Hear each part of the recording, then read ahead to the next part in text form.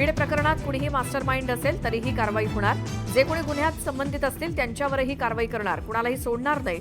मुख्यमंत्री देवेंद्र फडणवीसांचं आश्वासन.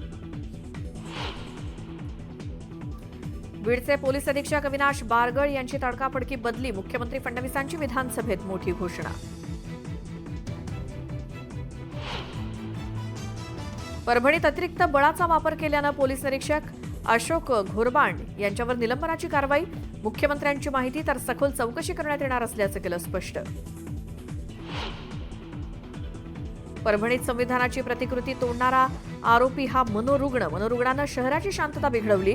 विधानसभेत मुख्यमंत्री फडणवीसांची माहिती.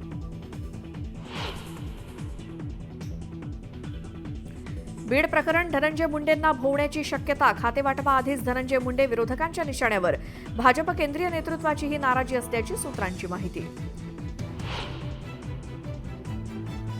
कल्याणमधील मराठी कुटुंबाला मारहाण करणाऱ्या शुक्लाला दणका. गुन्हा दाखल करत तात्काळ निलंबित करण्यात येत असल्याचं मुख्यमंत्री फडणवीसांनी विधान परिषदेत केलं जाहीर.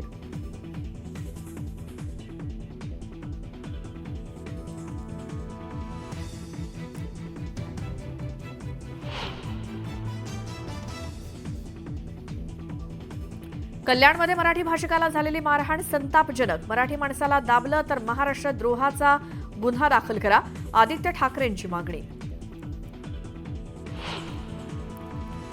नागपुरात राहुल गांधींविरोधात सत्ताधारी भाजप आक्रमक. विधिमंडळाच्या पायऱ्यांवर भाजपकडनं राहुल गांधींविरोधात जोरदार घोषणाबाजी.